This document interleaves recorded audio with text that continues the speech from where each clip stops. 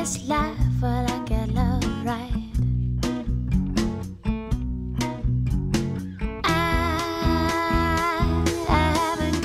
You know, I love fresh ingredients. You know, I don't have huge amounts of time to cook, but I still love to cook. You know, I still love to make things myself and make things from scratch.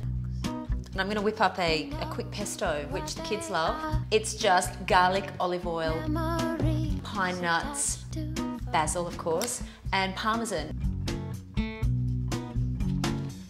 I like to throw in just a dash of lemon, just to give it a little bit of zing. This is a great recipe for, you know, anyone who's time poor. Me being a working mum, I can chuck it on a pasta, I can put it on a quiche, I can pop it on top of scrambled eggs, I can put it in anything, and obviously it's a great stress release. So you can pound away all of your worries, and it's a really good workout too, so you can work up a bit of a sweat. Have a taste. Beautiful. All right, this baby's ready to go.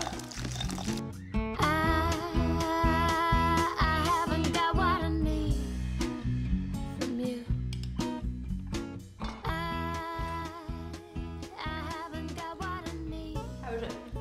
Yummy.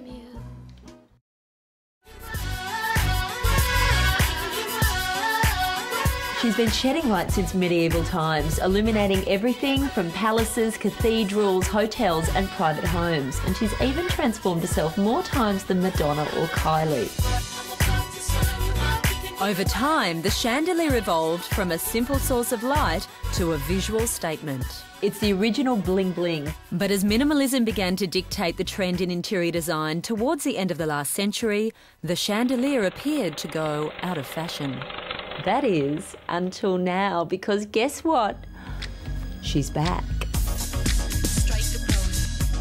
What's interesting about the new wave of chandeliers is that the designers have moved away from that traditional birdcage-like form, and instead they've replaced it with much more contemporary, clean-line shapes, which I think fit in with our slicker, more modern interiors.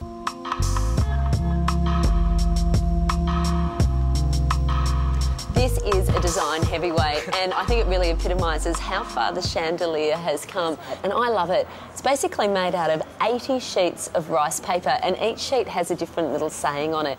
And I think what I love most about it is just the kind of bringing together of very simple materials, being the paper, and the philosophy of the whole opulent chandelier.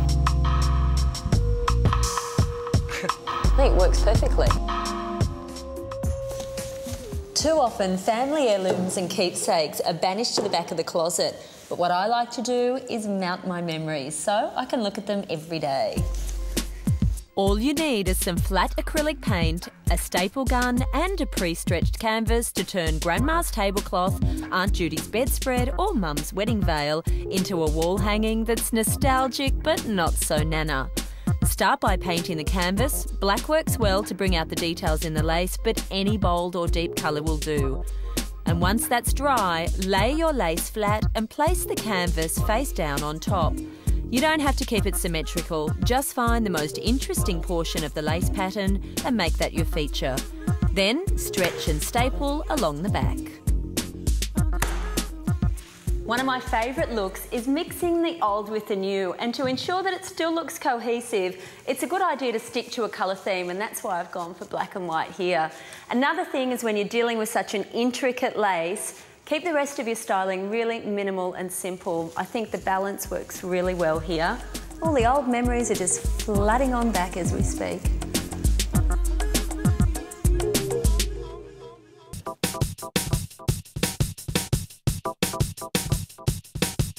You know, I'm always going on about what a big fan I am of Danish design, so I was obviously going to find a hotel here in Denmark that tickled my fancy, but I never expected to find anything quite as unique as the Hotel Fox.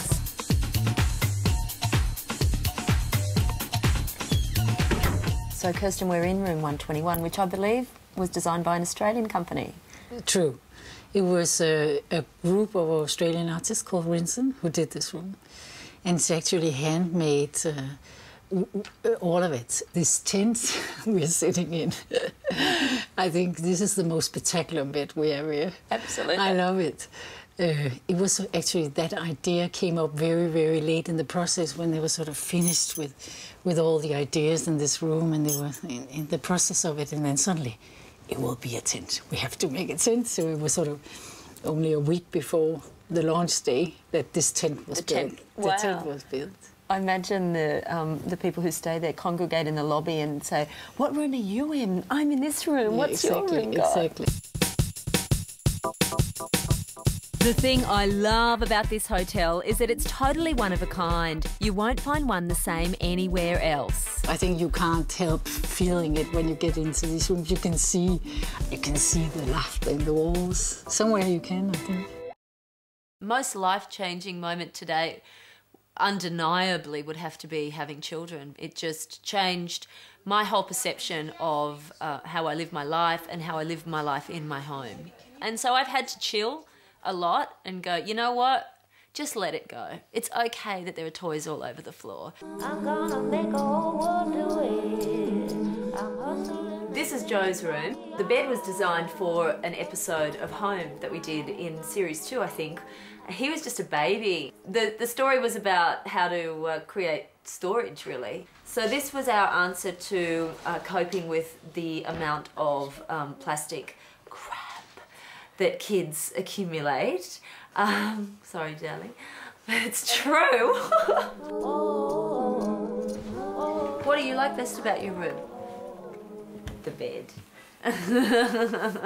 This is Inez's room, and it used to be the television room. I wanted this room to be quite a girly room. She's quite a girly girl as well, so she likes little pretty things and likes lots of little bits and pieces. When I'm at home with the kids, I just love hanging out with them and just doing things on their level for a while. We always are snuggling up together somewhere, so whether it's in their beds, in our bed every night, there is always a child in our bed with us, or on the sofa underneath the blankets. We're always kind of snuggling up. At the end of the day, I think a home should be a place of refuge and a place where you can completely relax. The home really is just a mix of just stuff that I love, and it works well for us because it's very comfortable for us.